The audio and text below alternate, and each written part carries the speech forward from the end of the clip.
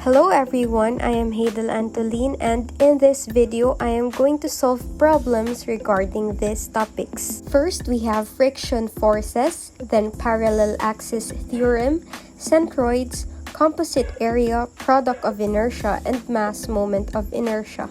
So under the friction forces, we have here our figure. We determine the minimum force P to prevent the 88 kilogram ladder from sliding. So what we're going to do first is to put our free body diagram or assign all the forces that are acting upon our object, which is the ladder. Therefore, we will have here our weight in the middle. And we assume that our weight is going here since it is sliding. Therefore, it will create an opposing force. We have here NA and we have here our NB. Our friction force is going here. And we have here the value of our X and the value of our Y. So for our solution, we will input our coefficient of static friction, which is 0.48, and our weight. Our weight is mass times our gravity. Therefore, we have this 88 kilogram times 9.81 meter per second square. So we have the value of our weight, 863.28 Newton. Now we go back here in our figure. Now that we have the value of our weight, therefore we will focus on our y-axis. We will use the summation of Fy is equals to 0. So now we have our N sub A going up and our weight going down. Therefore, we will have here our NA minus weight is equals to 0. But if we transpose it to the other side, so we have NA is equals to 863.28 Newton. So now we have to solve for our friction. Since we neglected the friction here in point B because of this smooth plane, we will use our value of our NA. US times NA, we have 0.48 times 863.28 Newton. We have the value of our friction force, 414.37 Newton. So now we move on here. We will use the formula for the moment of B. We have the P minimum plus our forces along Y times Y minus NA times X plus W X halves, because it is located here in the center or middle. So equals to 0. So first we have to solve for the value of our X.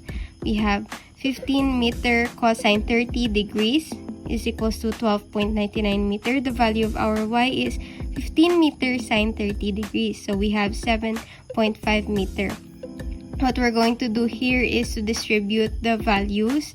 We have here, we will transpose our minimum force P to be able to get our formula. This is our formula, and we will just substitute our values, and we will have this final answer. The minimum force P is 333.23 Newton. For our problem regarding the centroids, you have to locate the centroid X bar, Y bar of this cross-sectional area. As you can see, this is our figure. We will turn it into this one. Kailangan nating i-separate it. Now we have two rectangles. First thing we need to do is to solve for the area of these rectangles. So we have here our A sub 1, our area 1. Ito lang gagawin natin, 11 minus, kasi hanggang dito lang yung ating rectangle, minus 0.13. This minus 0.13 times 0.13. So therefore, our area 1 will be 1.4131 inches squared.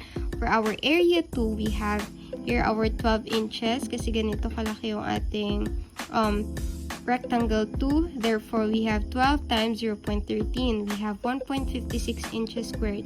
The next thing we're going to do is to solve for our this one, X bar 1, Y bar 1, X bar 2, and Y bar 2. So for our X bar 1, we have this formula, 11 minus 0.13. Hatiin natin to siya over 2 plus we have to add 0.13. So therefore, we have 5.565 inches.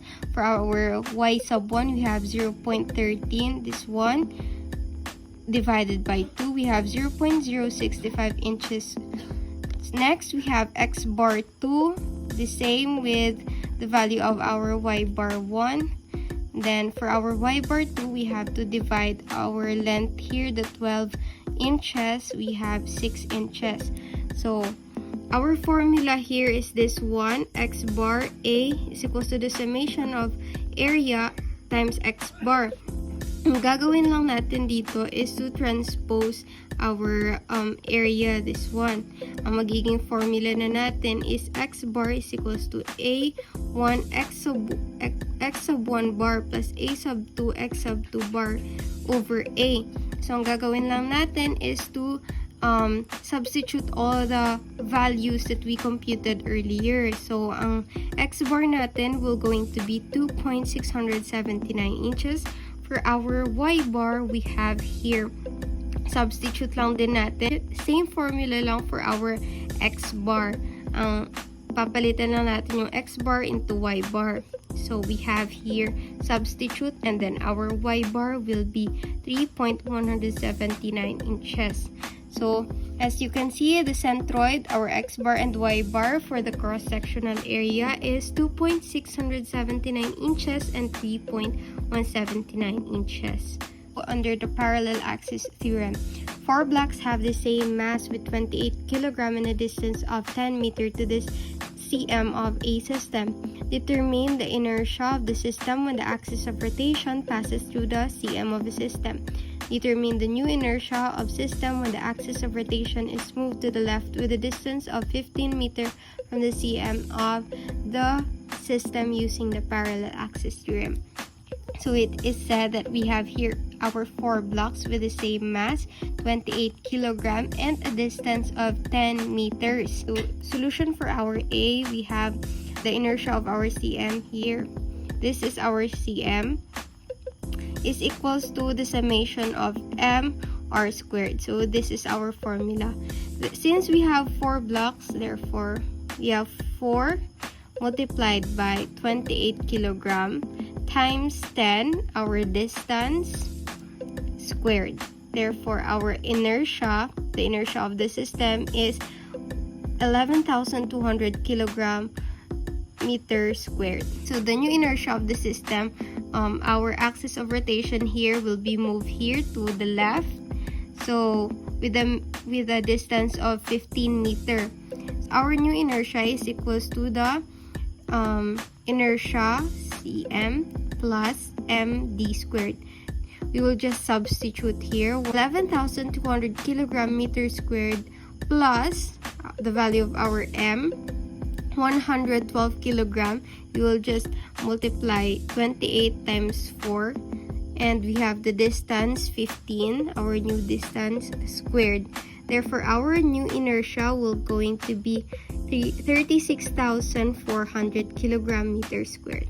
So that's it for our parallel of axis theorem. So for our third problem under composite area, we compute the moment of inertia for the composite area shown with respect to the indicated x-axis.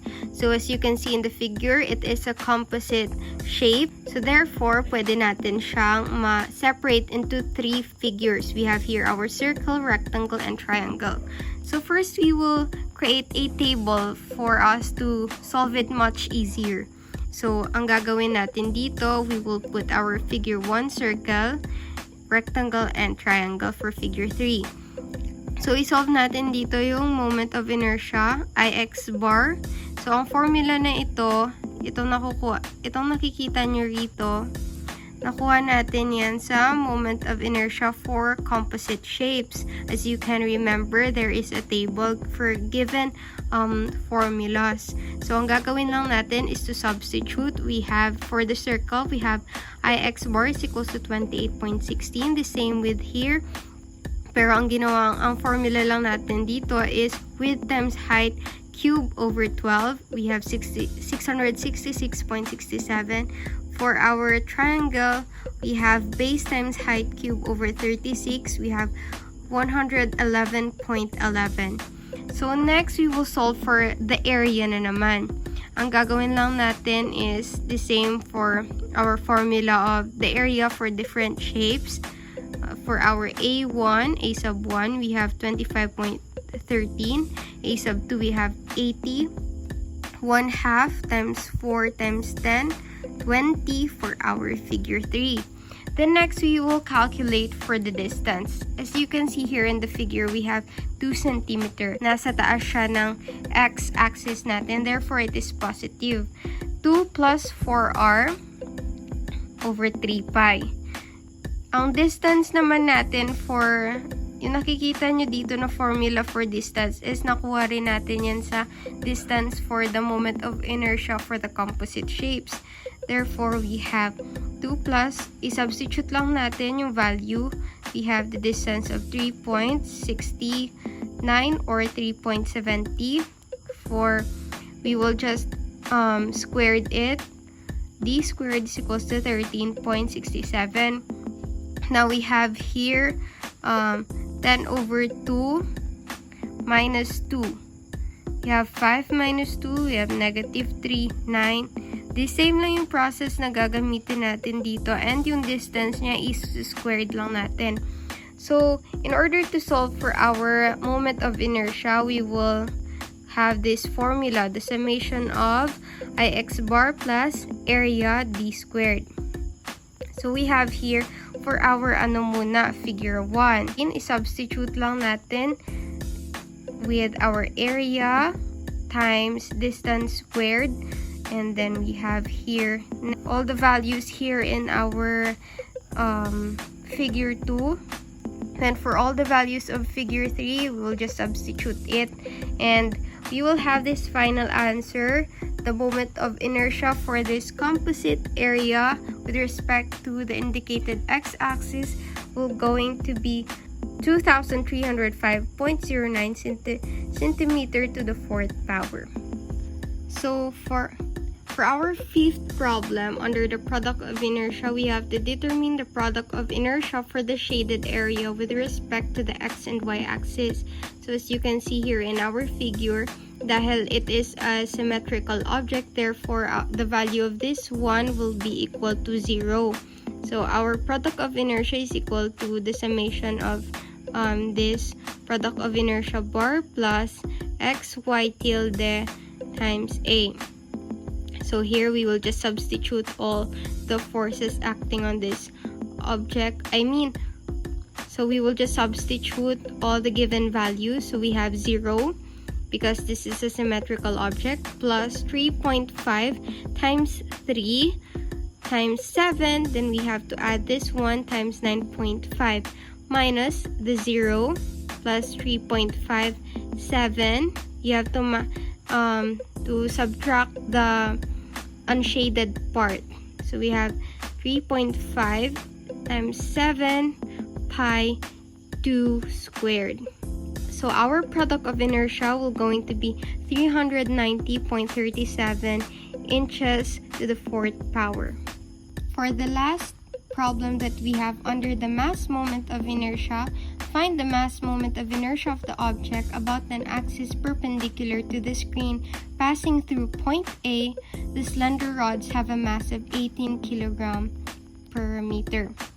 So therefore, we have here our point A, and this is our figure. So we have here our mass is equals to 18 kg. Since we use the meter sign, therefore we will convert it into meter. So we have 18 times 0.4, we have our mass 7.2 kg. So we solve for our moment of inertia using this Ig plus md squared. We have I sub A here in our point A is equals to solve it, we will use the summation of Ig plus md squared. So ginamit natin yung value ng Ig is equals to 1/2 ml squared. So dito yung ginamit natin here is this formula.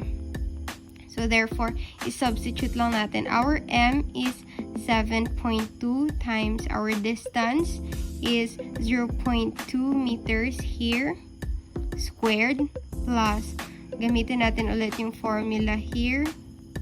And then we add to 7.2 mass times d squared. We have 0.4 dito na side, 0.4 squared. So therefore, our mass moment of inertia is 1.632 kilogram meter squared.